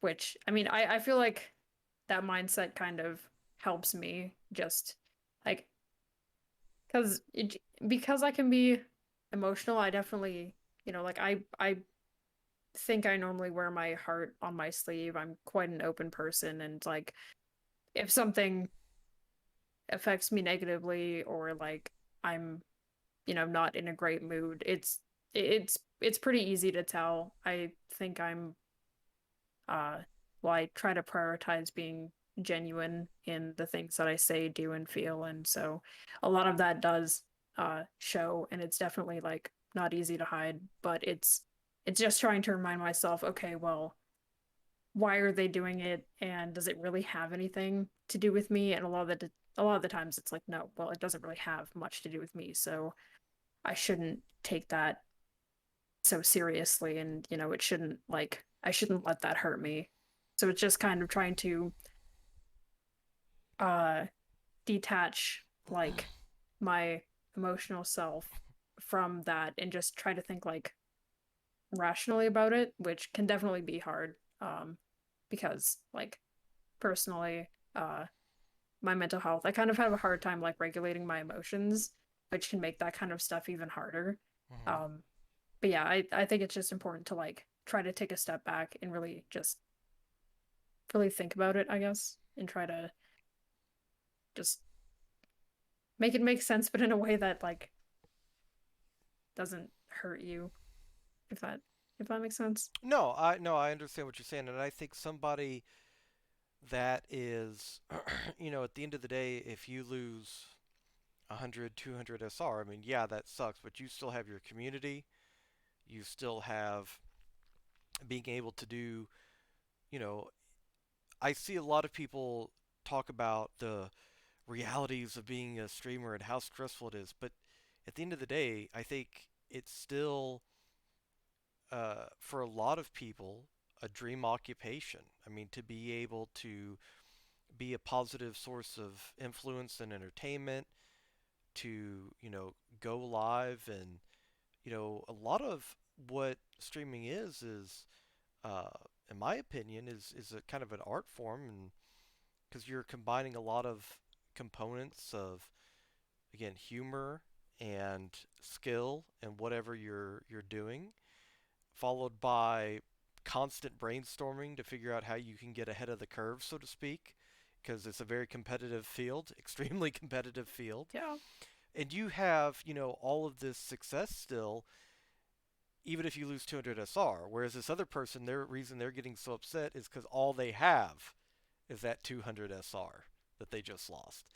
And I think that that is, fundamentally far more concerning for them than, it would be, uh, for, somebody like you. Again, not saying that their words don't hurt, not saying that they shouldn't be reprimanded, not saying that it's in any way okay, but that's kind of how I've started, I guess, to look at it, because I used to let stuff like that kind of get to me as well. Um, Mostly because with OCD, it was their words. Like if I made a bad play and them telling me, it's like, okay, well, I'm already internalizing it. I don't need your, uh, less than tactful input on what I already know that I did. Yeah, I Um, mean, I'm like I can definitely relate to that. I am unfortunately, well, like many people probably, my own worst critic. Like mhm. if something happens in game, I am normally like the first to vocalize it. I do this on stream all the time. I make a mistake and I'm like, oh, I immediately I'm like, oh, I did that. I shouldn't have done that. I should have done this instead, or and then it definitely doesn't help like when you internalize your mistakes or you like speak them out vocally, and then someone else gets on mic and like either harasses you or like, just says something. But Overwatch players have this way of pointing out other people's mistakes in a very like abusive way and not like a criticism or like a way in which they want to help you. They just want to make you feel really bad and make you very aware of something that you're probably already aware of. So, yeah, I mean, I definitely get that part because I'm already thinking of it before they even say it, and and then also their words don't, it doesn't make you play better. It's having someone get on mic and being like, oh my god, like you're so this, you're so that, you did this and you just did that, and like that's not going to help anybody play better. You're literally just making it worse. Like they already know that they did that, and if they don't, then I guess I don't know, I can't speak for that. But like if someone makes a mistake, chances are they already knew that, and you don't have to like really crack down on them to like it's just gonna make them play worse. But I mean, in terms of like the whole streaming thing, I think like I am very fortunate that I am in a place that I'm able to stream and do this, and this is like this is my job. I feel very fortunate for that. I think there are like streaming, I mean it's not easy. There's so many like things in the background that you have to worry about, and um me personally, I end up getting really in my head about all of that stuff. So I mean that part can get really difficult. But yeah, I mean it's not like I'm just sitting in my room with like the curtains closed and I'm just grinding Overwatch from like the moment that I wake up to the moment that I like go to bed. Like it's not like that's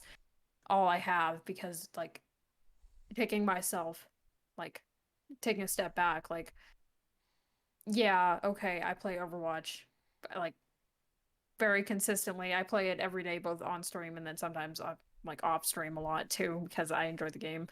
But I've got, you know, my community. I'm very fortunate to be able to do this as a job. And yeah, there are a lot of things that like can be really taxing about it in the Overwatch community, but I have a lot of really great people in my life, like whether it be my community or people who are close to me that like, you know, make it a lot easier, just remind me that like I'm very fortunate to one be able to do this, and to have those like supports in my life. So Well, and I also think that it is imperative.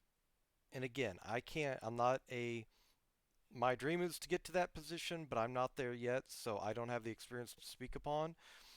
But you can't this is work, and you can't base every single waking hour around this. Um, you have to still go out and hang out with friends, go to the movies, and I think a lot of content creators, the reason they get burnout is because they never take time for themselves. Even if that time is an hour before stream each day, to read a book, to watch, catch up on a favorite show, but they don't take that, and that's why they get that level of burnout, is because all that's there is is the stream. And you have to go out, and as an artist, this, you have to experience things to have uh, resources, internal resources, which you can draw upon to create art. um, and it's same thing with when I do writing. um, and I think a lot of people miss that. So I'm kind of glad to know that there's still things outside of streaming. um, oh, sorry. Go ahead. yeah, I mean I definitely I definitely sometimes spend way too much time just thinking about like,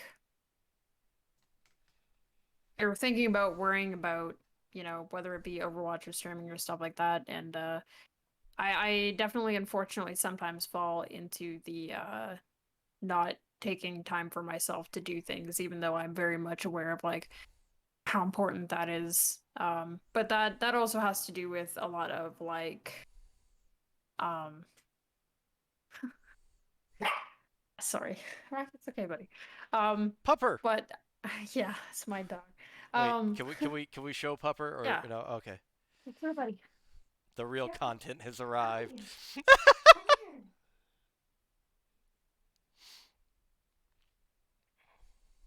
This is my little man. Hi, buddy.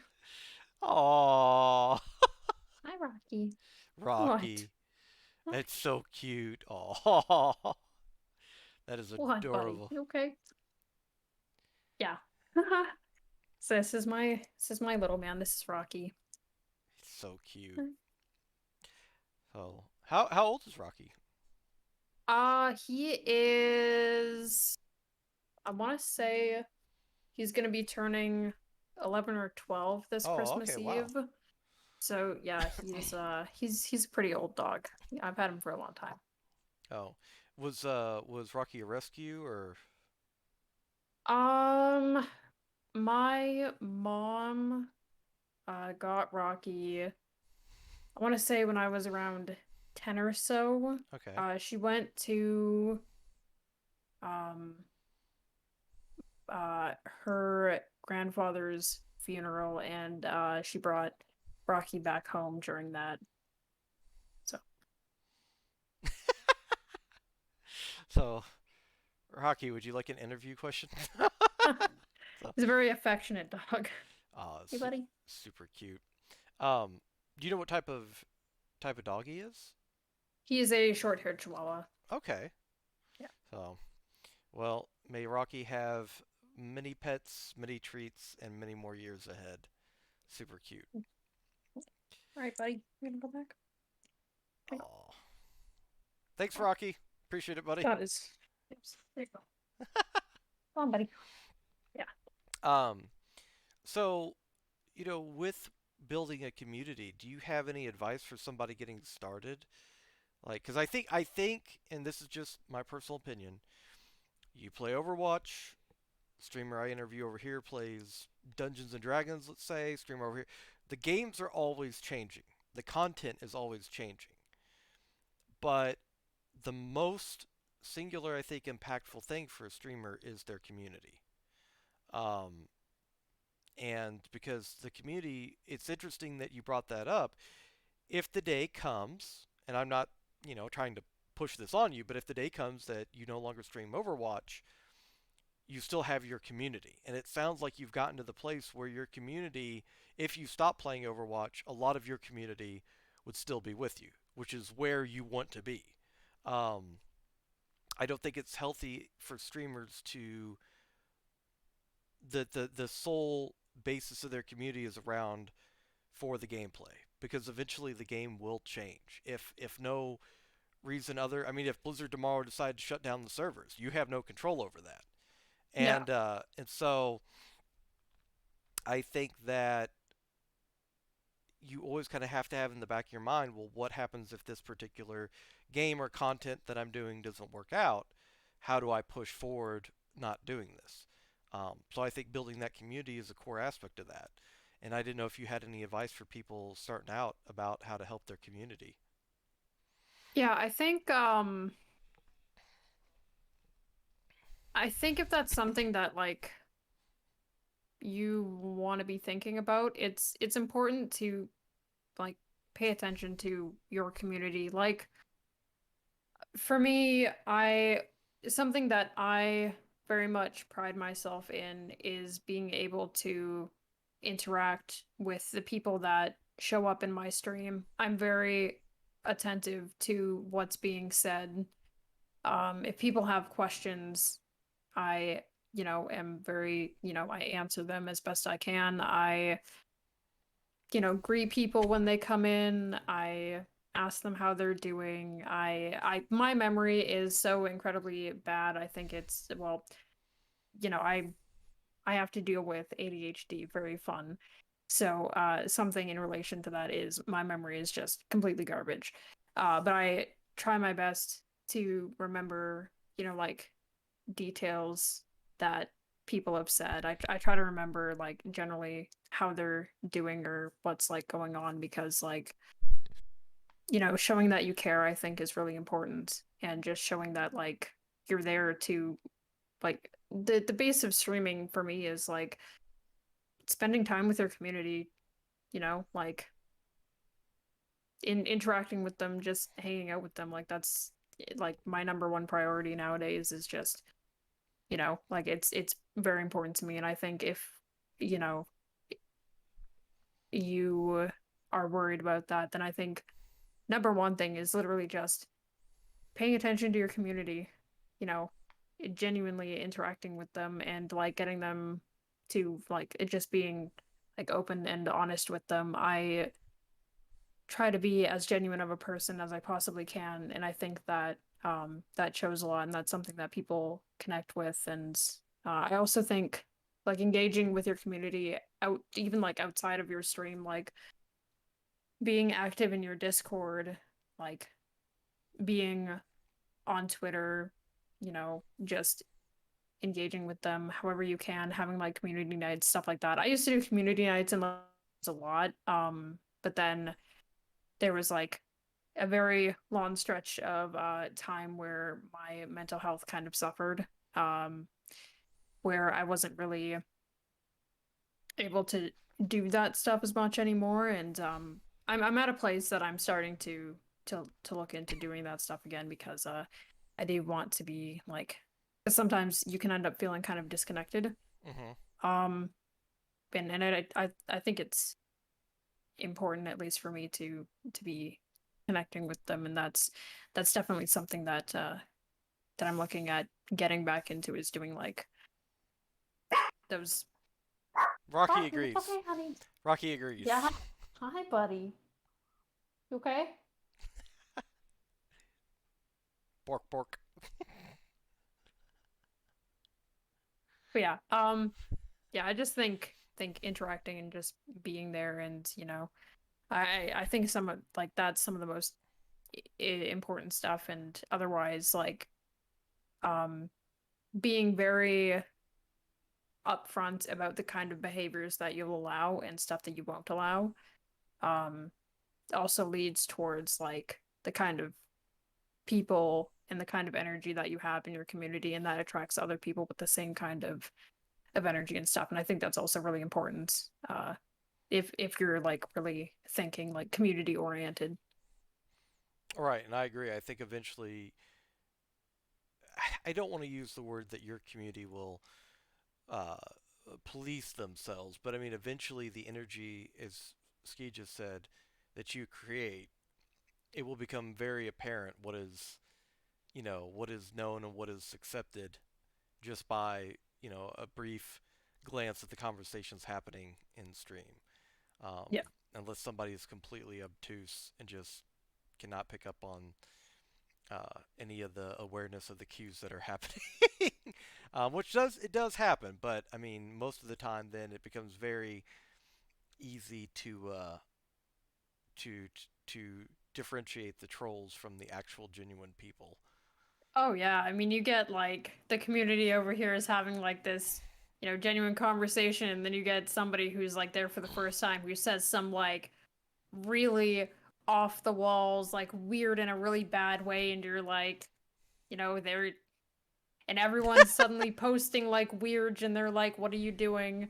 And it's very like apparent, like, "Hey, you just said something that like does not like The record vibe stops. here." Yeah, they're like, "What are you?" It's like, "What?" And it's very it yeah, I mean there does come a point where it's very apparent like what the energy in the community is, and if like something's like really like said that's really inappropriate, or like I said, like very weird, but like in a bad way, like like in a very bad way, like it's pretty obvious to weed that out and Have, be like, okay, well that's not really tolerated here. have So there ever been any, just out of curiosity, have there ever been people that come in that we'll say soft troll, and then it was made apparent that that was not the behavior that was accepted, and then they turned around and became, you know, pretty active in the community. oh yeah, I mean I think we've definitely had cases like that, and there literally used to be there was someone that eventually they started out in the community, and then they ended up sticking around, and eventually they were like, yeah, no, I mean, I originally was watching you because I was hate watching you. Well, Like, okay. yeah. They were like, yeah, no, I started out just like hate watching you, but then like I actually came to, you know, enjoy like your content, your personality, your community, the people here. And it was just kind of funny having them like admit that and just like being like, oh yeah, like this is the reason why I started watching in the first place. And it was just, yeah, You were just like, funny. you're like, weird flex, but okay. Uh, I mean, I just always think it's kind of entertaining because like I can imagine like there are quite a few people that like start watching my stream that have like this weird notion of me, I guess, and then they stick around because they're like, oh wait a second, like you know yeah. I actually like it here. Well, yeah. I mean, I've definitely had those experiences too, and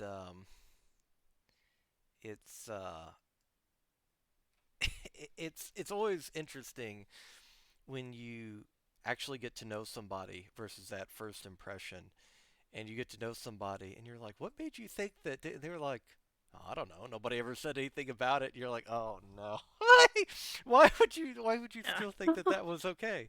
But I don't know. I've had some of those experiences where people that at first I was like, is this person trolling me? And then ended up actually becoming good friends with them because it wasn't Yeah. anything they did that was irredeemable. It was just, coming in and being like, you know, why is the streamer bald or something?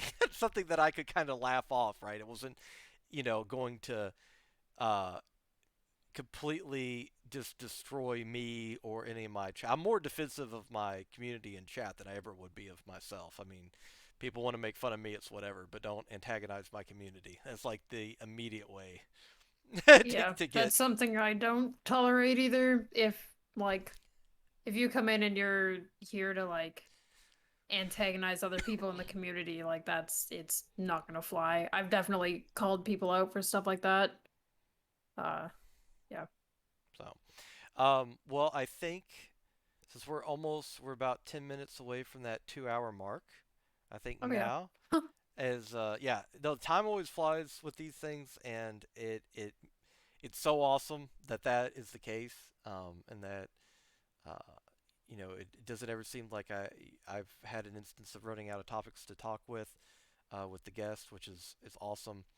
And I definitely, I wanted to come in, talk about Overwatch, content creation, all that stuff.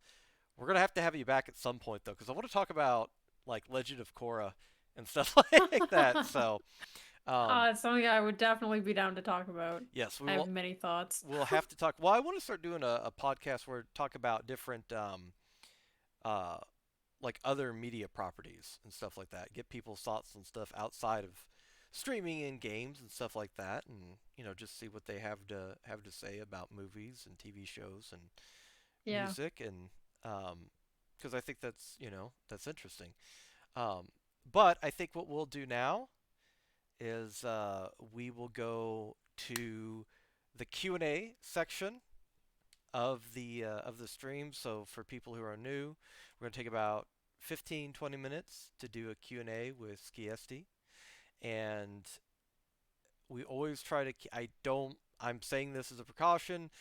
Highly doubt it's an issue, and it's never been an issue with the other communities, but we always try to keep it TOS friendly. Memes are welcome, but we do try to keep it focused, on the path of content creation, Overwatch, stuff like that. So if anybody wants to type in chat, you can read the question that you want to answer, or I can pick one. That's completely up to you. We'll give people just a few moments to type stuff out, and hang on, let me go ahead and bring up your Twitch again. Who did your profile picture Um, on on Twitter, her Twitch? name Oh, oh, is Berry Child. Very good. She's very sweet, does really wonderful work.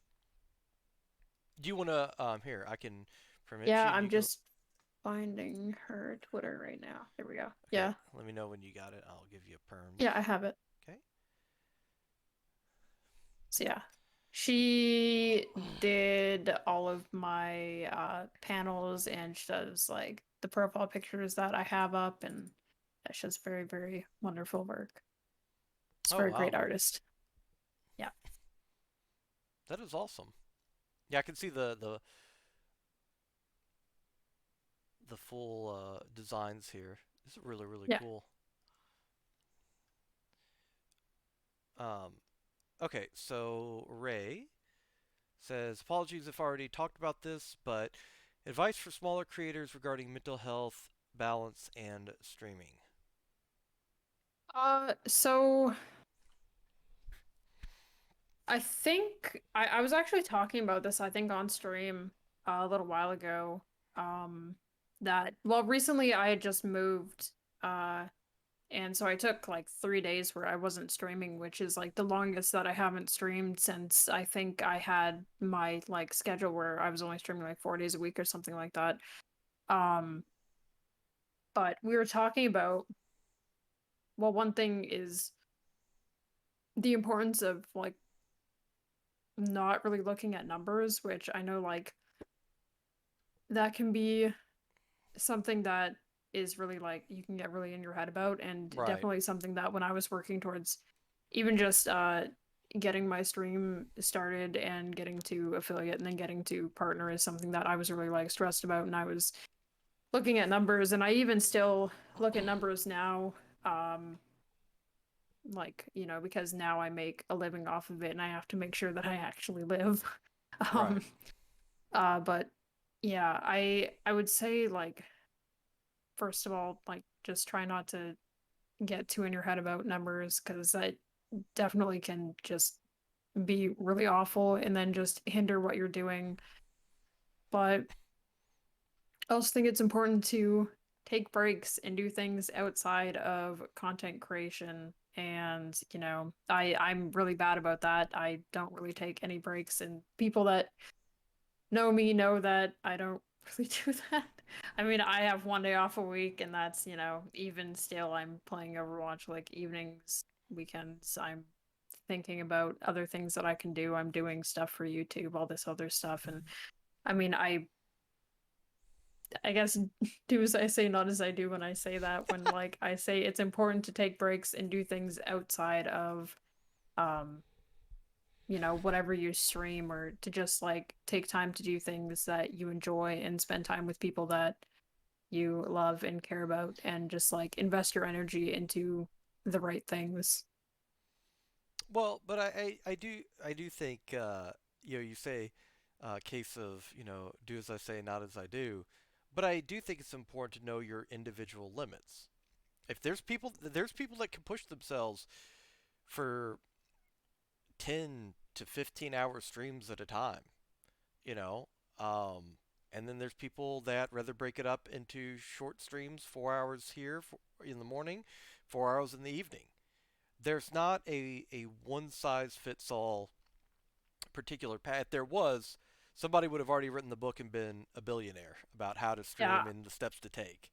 I mean, it's definitely important to know like your limits, right? And like what you can personally handle. Right. But yeah, I mean, it's also important to like take time outside of all of that to just like care for like, your own mental health. And like that's, I don't know, something that like mental health wise, that's not really anything that, well, I didn't really used to pay too much attention to that, or like myself in particular, because I was always so concerned about like other people or whatever. But recently, that's definitely something that um I've considered much more and taken way more seriously. And I definitely think that um it's something that I encourage other people to do, is to actually pay attention to how you're feeling mentally, and then like, you know, adjust, other things in your life from there. But, I, like basically like you were mentioning, like know your limits, know what you can do, and like just generally like what works best for you in terms of like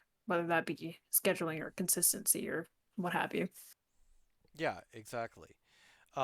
Ray says, "What is your or why is your favorite color yellow?" Ray knows me too well. I don't know. Ever since I was a kid, I really liked the color yellow just because it was so bright, and I don't know. It was just it's such a light color. It looks so like fun, and it's just like it brightens your mood, I guess, at least for me. So, Oh, it's synonymous with the sun. Well, yeah, So exactly. And my mom used to say when I was a kid, like I had, I would walk into a room and it would just kind of like light up, kind of like the sun. And I mean, mothers are yeah, the best. yeah. She was always nice about that. So, well, hey, so is your favorite flower then a sunflower? Um, I never used to think about that much when I was younger. But oddly enough, I have become very attached or like um closely related to, the sunflower because like that's like a big thing in my community now, and it's kind of funny to see how that worked out because it was never intentional. But back when like people didn't take DMCA too seriously, like we used to that song Sunflower by Post Malone, right? The one from the Spider-Man movie. Hmm. Um that used to come on uh stream a lot, and that was something that ended up becoming like very integrated into the community because we end up hearing it like 4 times a stream or something like that, and then it ended up becoming our Anthem. our sub badges. Okay. And yeah, it ended up just, everyone really liked it, and they thought it was very fitting, so it kind of became for them, and then it also is now very like related to me as well, and I definitely I wouldn't trade that for the world. I think it's like just the way that that all worked out and like came to be is just, like it was supposed to be, I guess. Right. No, I think when it comes together like that, uh, the muse acting, if you will, I think that that is awesome. So, is there anybody that has any more questions? Wait just a minute.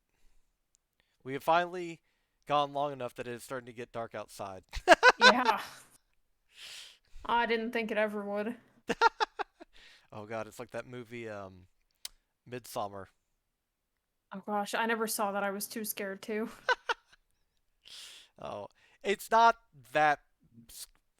It's definitely like a horror movie, but it's not that bad. I promise. I promise it's not that bad. And actually, and I'm going to be honest here, and I'm not trying to like bait you into seeing it so that I can later on be like, haha, gotcha.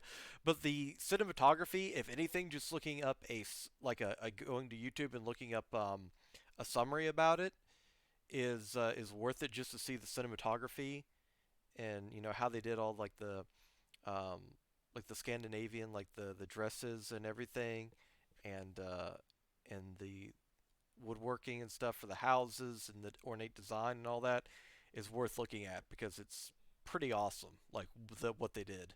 Yeah, I've seen like I think I saw the trailer for it, and I think I've seen a couple of screen caps. And the only I think I saw it again. I think they just took it to like Canadian Netflix or something like that, and I saw it and I was like, oh man, I think I briefly thought about watching it because I was like, I know a friend of mine was really into the cinematography, and I know that they wanted me to watch it, but I never did.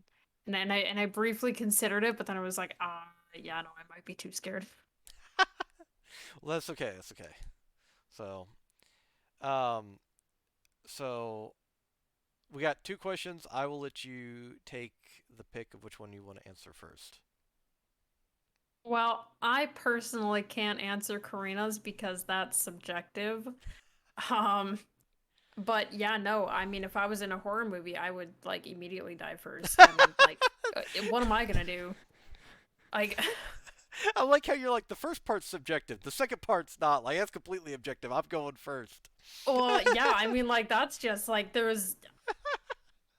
I struggled. I got a C in high school gym because I'm anemic. So, like, what am I gonna do? It's nothing.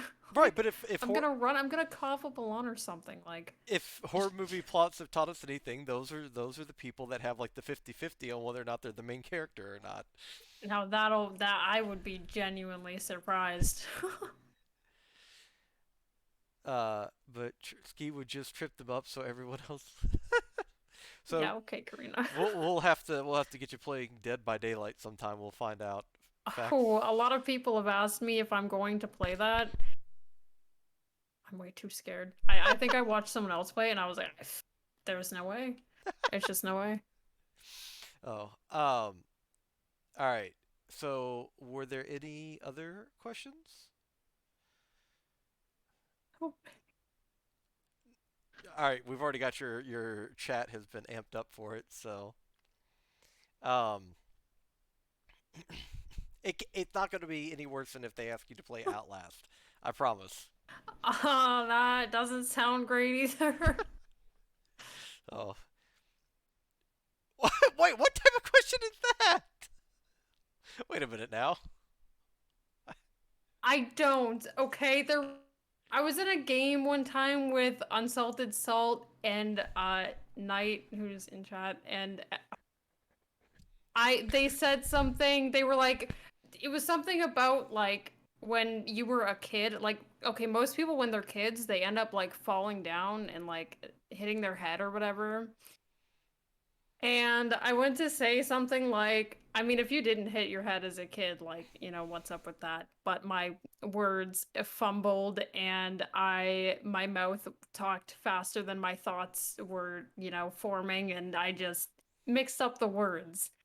And now that's just something that I'm just never living down. Huh, gotta love it. That that reminds me of the famous was it I don't know if it was 4chan or Reddit meme story about the guy playing soccer and he kicked the ball and hit the dude in the head and he's like I meant to say oh my god I'm sorry and um he goes and then I meant to say are you fucking okay and he ended up combining them in his head to say are you fucking sorry to the guy that he just hit kicked the ball in their so, yeah, so that kind of reminds me of that story. So, there you go. Holy frick. Oh God. So, Oh man. the joys of being a content creator on the internet. Yeah, you do. I mean, look at me. I'm wearing a, Yeah. I'm wearing an otter suit. I can never critique anybody. Use, oh, if Ski had to use one word to describe her streaming experience, what would it be? Oh shoot, in general, oh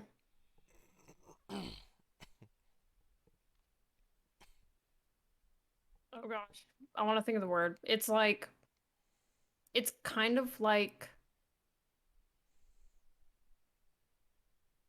It's like that one game that everybody plays on a stream now, where you got like the jumbled letters that you got to pick a word from. oh God, dude, oh, I'm so bad at that. We used to play that in my community, and then we stopped because we kept getting the same one so frequently, and then just recently we started playing it again, and I was just reminded of how bad I was at it. But the word like, I want to say the word cherish because I mean, I don't know. I'm very fortunate and I mean very lucky and very grateful that like streaming is what I get to do. I mean, I wake up each day and yeah, okay, I have to endure Overwatch, but I get to spend time with people that I mean, I wouldn't trade that for the world. I'm very very fortunate that I get to do this and I cherish this a lot. It means a lot to me. Well, I think that as your community grows, you have um, it's just each person that there, whether they are continually there, whether they're subbed or not, or gift bits or not, because we know these are tough economic times for everybody. But as people are there and they want to be there, I think it's such an incredible reinforcement that each person is this droplet in an ocean of support because these people wouldn't be here if they didn't want to support you or whatever content creator that they're spending a lot of time with. Um, Well, yeah, I mean, they choose to spend, their free time with you and with your community, like they come back because they like it there, and whether it's in their free time or whether it's like people have my stream up while they're working or whatever, it's like they're there, because they like it there. They like you, they like the community. There is like basically, they wouldn't want to be anywhere else, right? Like they choose to go to yours, right? Like it definitely says something, and it's very heartwarming. I guess that's a Absolutely. good word to describe, like heartwarming to describe like the experience, I guess as well. Would be a good one. Yeah, absolutely. Um, and I think that that is a perfect note to kind of end things on. So, with that being said, thank you so much, Ski. I really appreciate you coming on. And of Um, course, thank you for inviting me, for having me yeah, here. and everybody from Ski's community, you were wonderful. Thank you all so much for showing up. And of course, I always appreciate. Okay. Actually, we have one more question. So, if somebody from my community always wants to ask, Shrek or Megamind? Oh God. Um, pain. I think I only think I've seen like half of Megamind, and that was like years ago, like when it first came out. And I don't even know why I only saw half of it and not like the entire thing. So I guess, you know, I kind of have to say Shrek. Okay, no, that's as good as reason, good of a reason as any. Yeah, I Um, mean, also Ray loves Shrek, so naturally. oh, if you don't say Shrek, unsubbed.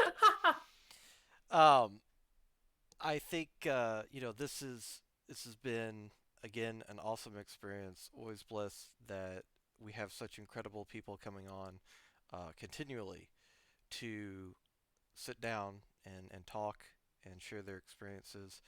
So as I was saying before, I forgot the question. Thank you so much to Skiesti's community. You all were wonderful. Thank you all for stopping by. As always, thank you to my community. You all are wonderful. Couldn't thank you all enough for the support. And you all are what, both our communities respectively are what drive us to be content creators. And with that being said, we're going to pass that love on to somebody else.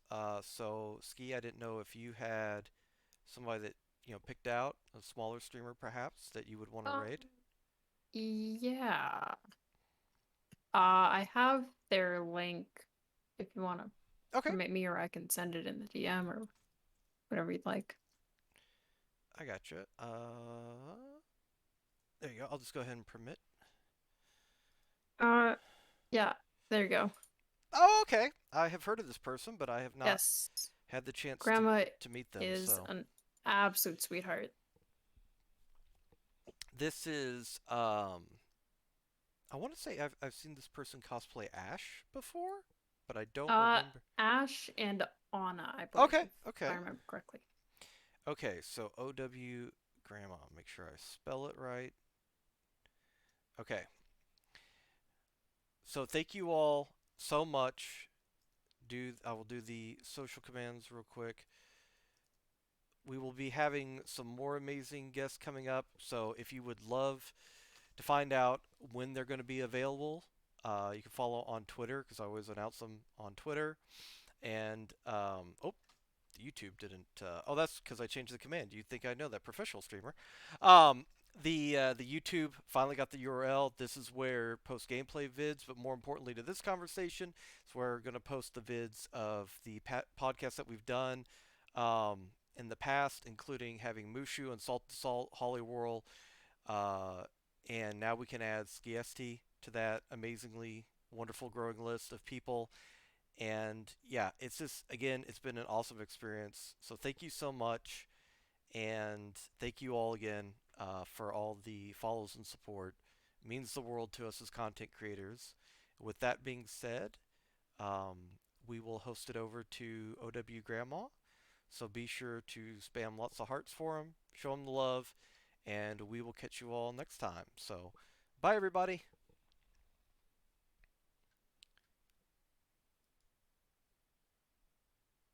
All right, and let me just go ahead and make sure that This is